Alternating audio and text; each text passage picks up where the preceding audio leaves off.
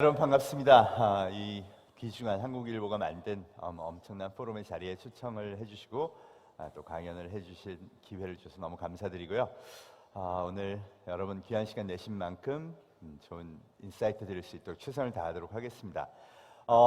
이 세션의 주제가 혁신과 가치 충돌인데요. 저는 이걸 문명의 변화 관점에서 봤습니다. 그래서 변화한 인류, 호모사피엔스가 이 문명을 바꾸고 있다. 그리고 그것이 바로 4차 산업혁명의 본질이다. 이렇게 얘기를 했습니다. 4차 산업혁명하면 인공지능, 로봇, 사물인터넷 이런 디지털 기술들이 세상을 바꾼다고 하는데요.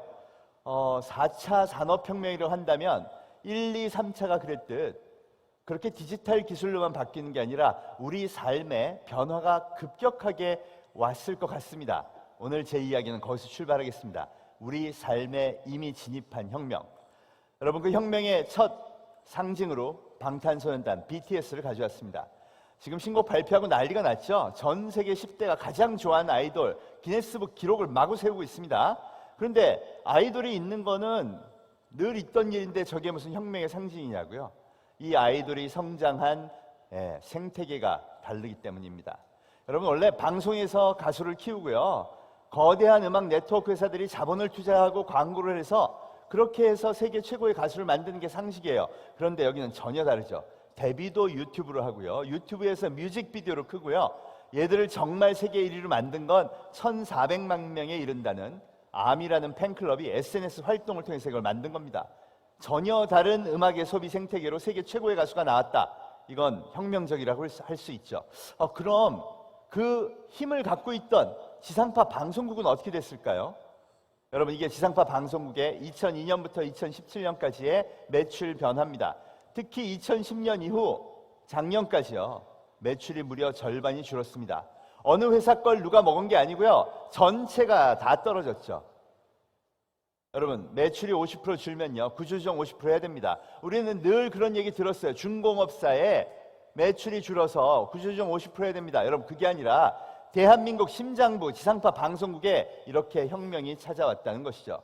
저 혁명군은 누굴까요? 저 매출을 먹은 사람, 명백하게 네이버와 유튜브 같은 새로운 매체들입니다. 여러분, 앱 하나 달랑 만들어서요, 지난 30년간 철옹성이던 지상파 방송국 매출 50%를 날려버렸습니다. 이게 방송에 찾아온 혁명입니다. 은행으로 가볼까요? 작년 기준 금융기관의 입출금 이체 수단별 비중입니다. 텔레뱅킹, 인터넷뱅킹, 자동화기기 합하면 무인 서비스가 90.5%, 창구 처리 비중 9.5%입니다. 그럼 이제 산술적으로는요, 90% 지점 폐쇄해도 돼요. 실제로 시티은행 80% 폐쇄하고 실적 그대로 유지됐습니다. 아니, 더 좋아졌어요, 사실은. 최근에 모 은행에서 파업했더니요, 하루 만에 접었습니다. 이유는요, 파업했는데 잘 돌아가요. 댓글이 이렇게 달렸죠. 어머, 죄송해요, 파업하신 줄 몰랐어요. 여러분, 이게 은행에 찾아온 혁명입니다. 80% 지점 폐쇄해도 돼요. 대한민국 철옹성 중에 하나야 이 은행이 왔고요. 그럼 이걸 잠식하는 혁명군은요, 앱 하나 만들어서 700만 고객을 가져간 카카오뱅크, 토스, 새로운 금융들이요, 엄청나게 위협적으로 성장하고 있습니다. 유통 볼까요? 대한민국도 2018년 하반기부터요, 오프라인 상점의 매출이 주는 반면 온라인은 엄청나게 폭발적으로 성장하면서 연매출 100조 시대를 넘었습니다. 데이터가 보여주죠. 이 미래를 먼저 보여준 나라 미국입니다. 백화점 3분의 1 이미 문 닫았고요, 리테일샵 20% 오프라인 상점들 문 닫았습니다. 원인은 바로 아마존 때문이에요. 그래서 기존 기업은 다 위기가 왔다 그래요. 그런데요, 진짜 위기일까요? 아마존은요, 100년 만에 절대 불가침의 성형, 백화점 대형마트를 깨는 혁명의 기회를 잡은 겁니다. 그리고 실제로 125년 동안 그 지위를 끄떡없이 유지하던 백화점의 상징 시어스는 결국 파산했죠. 여러분, 이게 문명의 교체가 아니고 뭘까요? 우리가 매일 생활하는 방송, 금융, 그리고 소비에 있어서 거의 혁명적 변화가 이미 현실이 되어 있습니다. 데이터가 다 보여주고 있어요. 이 폐부에 깊이 들어온 이 혁명, 이건 우리가 알아야죠. 그런데 여기 인공지능, 로봇, 사물인터넷 아무것도 일도 지금 개입 안 한 상황입니다.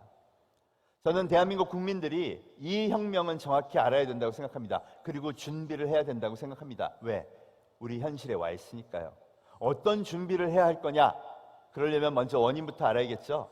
지금 말씀드린 모든 원인은요, 바로 이 스마트폰의 등장 때문입니다. 예, 스마트폰이 등장해서 TV 대신에 유튜브를 보게 된 거고요. 은행 가는 대신 이걸로 해결하고요. 백화점 가는 대신 이걸로 샀기 때문에 모든 현상이 일어나는 것이죠. 즉, 스마트폰 등장 10년 만에 집단적인 소비 행동의 변화가 발생한 겁니다. 그런데 대한민국에도 올해가 10주년인데요. 혹시 이런 방송 보셨나요? 이 혁신적인 기기를 빨리 배우고 써서 우리가 새로운 문명으로 갑시다 하는 개몽방송 보신 분 아마 없을 겁니다. 한 번도 안 했으니까요. 반면 반대 방송은 지금도 매일 나옵니다. 가족을 어떻게 스마트폰으로부터 지키나요? 중독으로 인해서 가치가 파괴되는 건 어떻게 하나요? 온갖 스마트폰의 부작용에 대한 방송은 엄청 나오는데요. 제가 궁금한 게 있어요.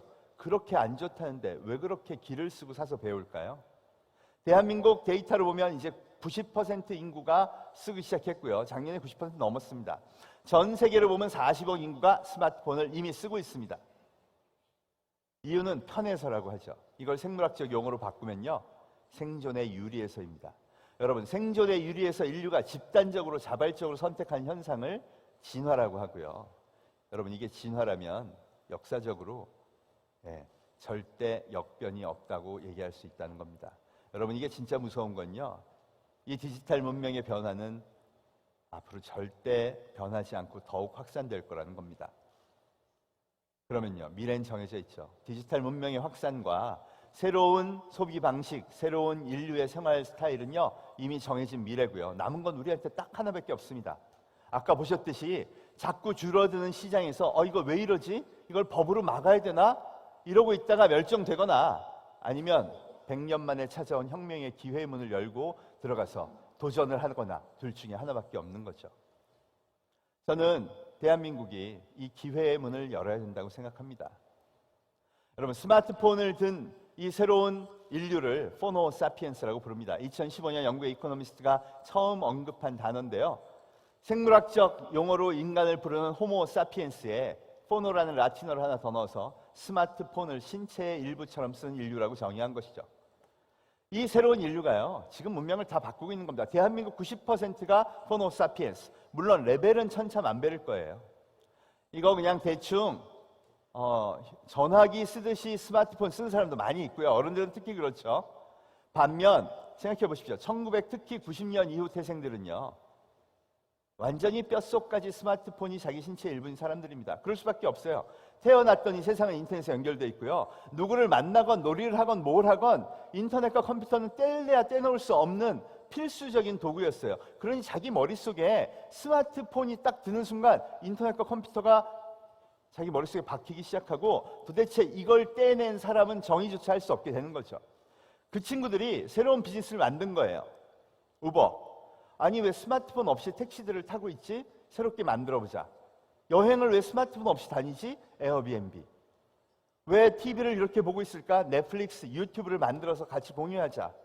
이 새로운 물결이요, 어마어마한 기업들을 만든 겁니다. 여러분, 이게 만들어지고 그들이 지금 망했으면요, 절대 이런 혁명은 없었어요. 문제는요, 이 새로운 문명을 인류가 급속도로 전진해서 쓰기 시작했다는 겁니다.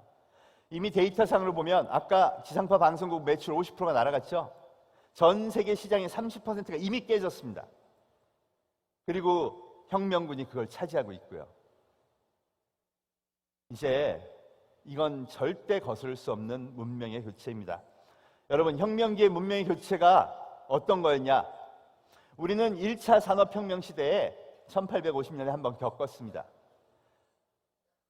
1차 산업혁명 후에 유럽에는요, 영국을 중심으로 기계종족이 탄생합니다. 엄청난 힘을 가진 이 새로운 기계종족은요, 당연히 전 세계로 식민지 개척을 나가고요, 조선과 일본에 도착합니다. 우리는 이때 다른 선택을 했죠. 조선과 일본 두 나라는 이 혁명기에 다른 선택을 합니다. 조선이요, 아시는 것처럼 흥선대원군이 쇄국을 결정하죠. 여러분, 이게 옳다 그르다의 문제는 아니었습니다. 국가의 시스템과 안전을 보호하기 위해서 쇄국을 결정한 거예요. 단 보호하려고 했던 것은요, 기득권 양반층이었습니다. 일본은요, 여기도 막번이라는 그 세력이요, 쇄국을 결정합니다. 그런데 이 막번을 밀어내고 무조건 서구의 새로운 문명 체계를 받아들여야 한다라는 새로운 세력이 등장하죠. 그 중심 인물이 후쿠자와 유키치입니다. 여러분, 일본 최고액권 1만 원권에 새겨진 인물이에요. 일본이 이 사람을 얼마나 자랑스러워하는지를 단적으로 보여주는 겁니다. 이 사람은 입헌 군주제를 만들고요, 헌법을 세우고요, 그동안 과거의 일본식을 전부 다 없애고 서구 문명을 그대로 받아들여서 유럽과 똑같은 국가로 일본을 세웁니다. 그게 1870년대 메이지 유신이죠. 그리고 40년, 그 시스템을 가동한 일본이 1910년 한일 합방을 합니다. 여러분, 조선이 먹혔어요. 우리는 세계의 문물로부터 우리를 지켜낼 수 있을 거라고 믿었는데요, 택도 없는 일이죠. 사피엔스 역사에 그런 적은 없습니다. 강력한 힘을 가진 새로운 종족이 나타나면요, 그들과 힘을 맞춰서 우리가 힘을 기르거나 아니면 멸종당하거나, 7만 년 사피엔스 역사에 오롯이 기록된 교훈입니다. 일본이 1850년 이전까지는요, 아시아에서 가장 이류 국가, 문명을 대륙에서 흡수해야 되는 국가로 정말 천대받고 멸시받던 나라였습니다. 그런데 딱 한 번의 기회로요, 혁명의 문을 열고 들어가서 그 이후 100년을 후손들에게 부강한 나라를 물려줬습니다. 우리는요, 여러분 아시는 것처럼 우리는 1850년의 쇄국의 결정 이후 100년간 후손들이 피로 갚았습니다. 여러분, 정말 문명의 교체가 왔을까요? 이제 전쟁터라는 시장을 한번 보십시오. 세계 10대 기업 중에 7개가 제가 말씀드린 포노족을 표준으로 하는 기업입니다. 1위 마이크로소프트, 애플, 아마존, 구글, 이 미국의 4대 기업, 그 밑에 페이스북까지 5대 기업을 한번 보십시오. 애플, 스마트폰 창조기업, 이 문명을 만들었죠. 구글, 그 다음 페이스북은요, 매출이 86%, 97% 광고인 광고기업이에요. 신문, 방송이 갖고 있던 광고의 영역을 새롭게 설정했죠. 폰을 든 인간은 신문을 안 보고 TV를 안 볼 거야. 그럼 어디서 시간을 보낼까? 새로운 광고 모델을 만들자. 그리고 그들을 흡수한 겁니다. 여러분, 마이크로소프트 왜 세계 1위로 복귀했다고 그런지 분석 기사가 나왔죠. 오프라인 영업 조직을 다 없앴어요. CD 팔러 다니는 조직을요. 요즘 노트북에 보면 CD기가 없습니다. 그런데 그 조직이 왜 필요하냐? 그리고 클라우드 시스템을 보강했습니다. 애저라는 클라우드 시스템, 그게 세계 1위가 되니까 자본이 바로 그냥 세계 1위로 올렸습니다. 고객 입장에서 보면요, 나 윈도우즈 쓸 거니까 CD 줘. 나는 인터넷이고 뭐고 안 배울 거야. 귀찮아. 그랬더니 그럼 고객님도 꺼지세요. 그런 겁니다. 인터넷 문명을 배워서 클라우드 서비스로 다운로드 받고 그걸 쓰거나 아니면 꺼지거나 이렇게 하고 세계 1위를 복귀한 게 마이크로소프트입니다. 여러분, 저게 미국의 5대 기업, 세계 5대 기업이에요. 그럼 저 기업들의 표준은요, 포노 사피엔스가 맞죠. 아시아에도 보십시오. 그 밑에 있는 알리바바, 텐센트, 폰을 든 인류가 아니면 사람으로 취급도 안 하는 기업이에요. 그리고 이게 공산당, 중국 공산당이 키우는 기업입니다. 50개 계열사 갖고 있고요, 알리페이, 위챗페이, 어마어마한 은행까지 갖고 있습니다. 알리페이 한번 보실까요? 그걸 만든 알리바바의 자회사 엔트파이낸스가요, 150년 전통의 금융회사 골드만삭스의 시총을 최근에 넘었습니다. 창업한 지 4년 만에요. 이제 83조 기업이 됐어요. 그런데 여러분, 알리페이 한번 보십시오. 폰이 없으면 정의조차 안 돼요. 이게 공산당이 추구하는 겁니다. 우리 문명은 폰을 든 인류를 포노족의 대표 디지털 문명으로 바꾸겠다. 이게 중국과 중국과 미국의 대표 기업입니다.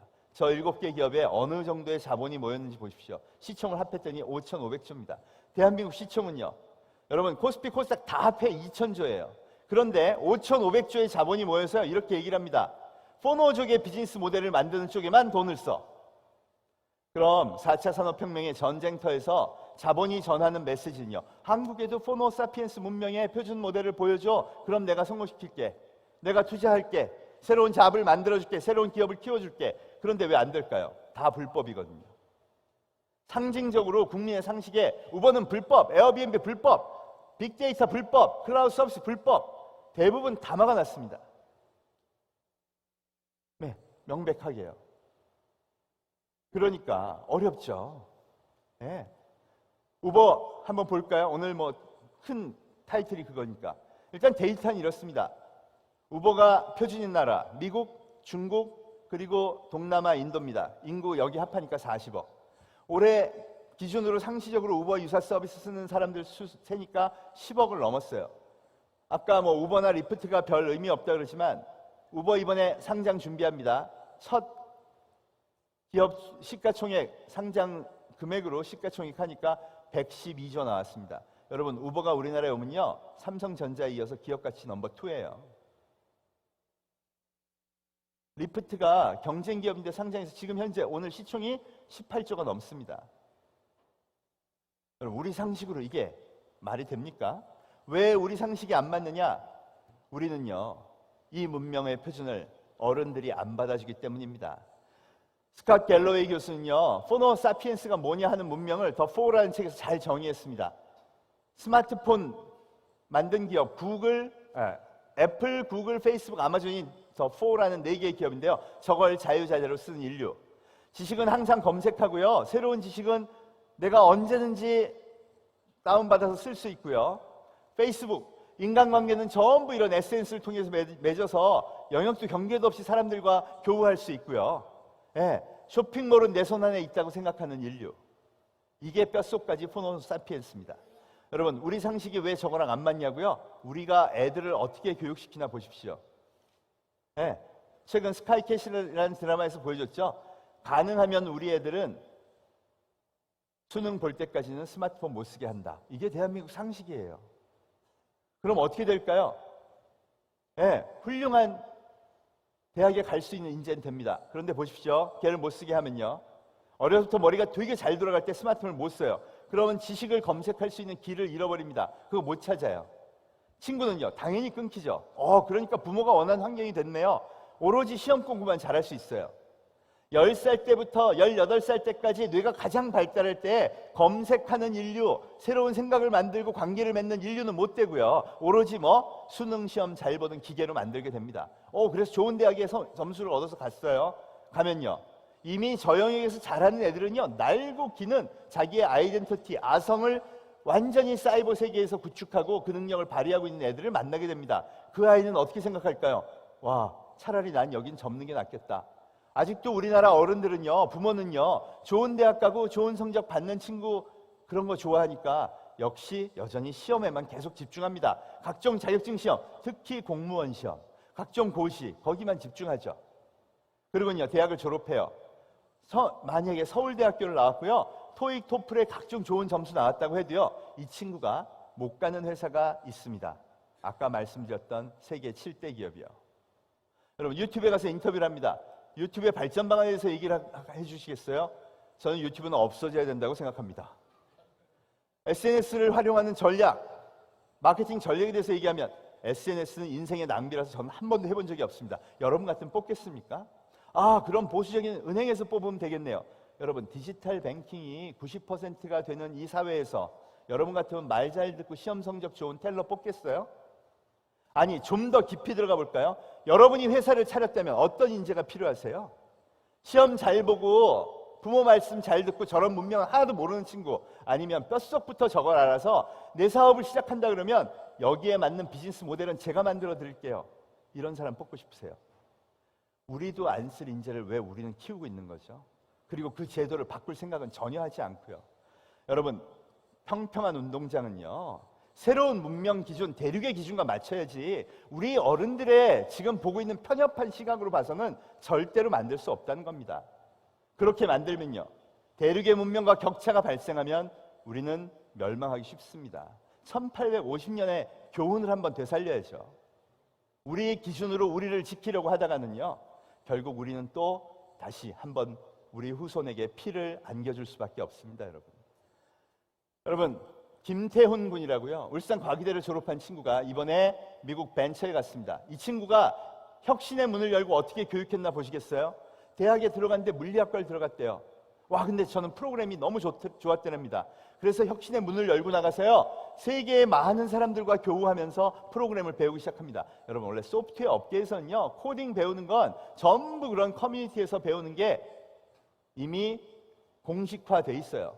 MIT 교수, 스탠포드 교수 뭐 하는 얘기들을 다 듣고요, 엄청난 소스 코드를 다 배웁니다. 그때 이벤트가 하나 터졌죠. 바로 알파고입니다. 우리가 충격에 빠졌던 그 사건. 알파고가 이세돌을 이겼을 때요, 그리고 나서 바로 구글이 이 알파고의 소스 코드 80%를 이 커뮤니티에 공개했습니다. 이 친구도 신났죠. 그 소스 코드 보면서 공부하면서요. 와, 너무 재밌다 그러고 있는데 얄밉게요. 20%는 이건 공개 못하겠습니다. 돈이 많이 들어서 이런 겁니다. 여러분 그 커뮤니티에서 이거 풀기 경쟁이 벌어졌는데 김태훈 군이 그중에 20개의 모듈을 풀어서 그 소스 코드를 커뮤니티에 오픈해 버렸어요. 여러분 그걸 보고 감동을 한 사람이 누구냐? 바로 구글 브레인의 수장 제프 딘. 여러분 알파고를 만든 AI계의 신이라고 불리는 사람입니다. 그 사람이 직접 이 김태훈 군한테 메일을 했다고 합니다. 뭐라고 했냐? 나 너랑 같이 일하고 싶다. 여러분 이게 김태훈 군 23살 때 일이에요. 19살 때 대학에 들어가서 혁신의 문을 열고요. 엄청난 새로운 혁신적인 방식으로 학습을 하고 나서 얻어낸 게 바로 이겁니다. 근데 못 갔어요. 군대 가느라고. 네. 괜찮습니다. 왜? 자기 실력은 이미 입증했잖아요. 자기 대문에 이렇게 걸었어요. 나는 제프 딘이 일하자고 한 사람. 올해 공익 마치고 갔습니다, 여러분. 앨런 머스크가 창립한 회사, 자기 거액 재산을 기부해서요. 이 회사만큼은 오로지 공익을 위해서 인공지능을 개발한다. 그게 오픈 AI입니다. 첫 연봉이요. 학부 졸업생인데 33만 불. 여러분 3억 7천만 원이에요. 제가 말씀드리는 건 우리 어른들의 상식에 따라 저런 새로운 문명에 대한 부작용을 최소화시키자라고 키우면요. 우리 상식에 맞는 산업시대 인재, 국가박 인재, 연봉 3천짜리 끊임없이 찍어낼 뿐이고요. 혁신의 문을 열고 나가야 저런 새로운 인재를 만듭니다. 그런데 왜 김태훈 군은 하필은 미국으로 갔을까요? 우리가 안 해주니까요. 어른들이 지키려고 다 막고 있잖아요. 그런데 어떻게 그런 혁신적인 인재가 여기 있겠습니까? 여러분 이게 우리가 가야 될 길입니다. 대한민국 공시적 40만 시대, 중국은요 문명을 바꾸고 나니까 대학생 40%가 창업을 고려하고요. 작년에만 상하이 증시의 유니콘 1조 2천억 가치 이상의 벤처가 162개. 여러분 저기 300조예요. 40만이 중간천에서 벤처를 창업한 중국과 40만이 공시적으로 날을 세우고 있는 대한민국이 앞으로 20년 뒤에 어떻게 될까요? 데이터는 여러분 절대 거짓말하지 않습니다. 우리 아이들은요 시험이 전 인생의 전부라고 교육을 받아서 저기 모여서 저러고 있는 겁니다. 이걸 바꿔야죠. 여러분 이 모든 핵심은 권력의 이동입니다. 권력이 이동한 건데 왜 이걸 우리가 막아야 할까요? 아까 보셨죠? 지상파 방송국 50% 날라갔습니다. 매출. 그걸 누가 먹었죠? 명백히 유튜브가 먹었습니다. 그럼 유튜브 생태계는요? 유튜버들이 경쟁해서 최고의 유튜버는 고객의 선택에 의해서 성장하는 거예요. 그래서 제가 뭐라 그러냐? 지상파는 골리앗이고요. 유튜버는 다윗이라고 얘기합니다. 유튜버 한 명이 30억에서 50억을 이제 번다고 해요. 그러니 그걸 보고 뭐라 그러냐? 아니 그거 바라보고 꿈꾸면서 월 10만 원 버는 친구들 그거 있는 거 너무 불쌍하다. 왜 불쌍합니까, 여러분? 그 친구들은요 아예 지상파 방송에 들어가는 건 꿈도 못 꿔요. 거기 스펙 있어야 되고요. 백도 있어야 되고요. 부자여야 되고 어릴 때부터 환경이 정해져야 돼요. 근데 이건요 그럴 필요 없어요. 스펙도 학력도 학벌도 다 필요 없고요. 오로지 뭐 정말 사람을 사로잡을 킬러 콘텐츠가 있느냐 없느냐의 싸움입니다. 그 생태계가 커지는 게 왜 나빠요? 여러분 그게 이제는 어디로 번졌는지 아세요? 중국 보세요. 왕홍이라고 유통체계로까지 번졌습니다. 왕홍의 매출, 개인 방송에서 물건 파는 사람의 유통 매출이요 2017년 15조 7천억. 저게 대한민국 이마트 전체 매출보다 큽니다. 여러분 올해는요 불과 2년 만에 지금 데이터상으로는 100조를 바라보고 있답니다. 그럼 도대체 대형 마트, 백화점이 자리 잡고 있는 걸 30%, 50% 뺏어서 저 개인들이 팔아내는 시스템으로 간다는 게 왜 나쁘다는 거죠? 절대 나쁘지 않아요. 어른들이 불편할 뿐이죠. 여러분, 저는 이미 생태계의 혁명은 시작됐다고 생각합니다. 룰만 평평한 운동장을 만들어주면 돼요. 룰만. 고객이 왕인 시대에 그 룰에 맞는 평평한 걸 만들어주면 됩니다. 여러분 중국이 왜 무서운지 아세요? 2012년 우버를 실시했습니다. 우리는 아직 논의 중이잖아요. 2012년 우버를 실시한 나라의 메시지는 뭔지 아세요? 중국 공산당이요 당의 지령으로 2012년 이렇게 15억 중국 인민한테 명령을 한 겁니다. 오늘부터 택시는 폰으로 결제한다. 네, 그 이후 어떻게 됐나 보세요. 여러분, 엄청난 혁신이 일어났습니다. 매일 수천억 개의 데이터가 쏟아지고요. 그걸 이용해서 가공해서 새로운 혁신을 다 거듭해 시장에는 새로운 일자리가 폭발적으로 성장하고 그것과 관련된 엄청난 인력과 기업들이 만들어지죠. 그러니까 소비자가 완전히 무화폐 경제로 진입을 하고요. 그에 따라 알리바바, 텐센트가 동반 성장을 하게 된 겁니다. 이게 중국이 청년의 일자리를 만들어낸 과정들이에요. 데이터가 그걸 다 보여주잖아요. 그러니까 어떻게 돼요? 저 왼쪽 화면에 이게 나옵니다. 여러분, 늙은 중국 거지분이세요. 저분이요, 구걸통에 뭘 붙여놨나 보세요. QR코드입니다. 중국이 진짜 바란 게 뭘까요? 무화폐 경제로 가려면, 디지털 경제로 가려면요, 글도 못 읽는 거지가 디지털 페이먼트로 생계를 하게 하자. 그리고 7년 만에 성공한 겁니다.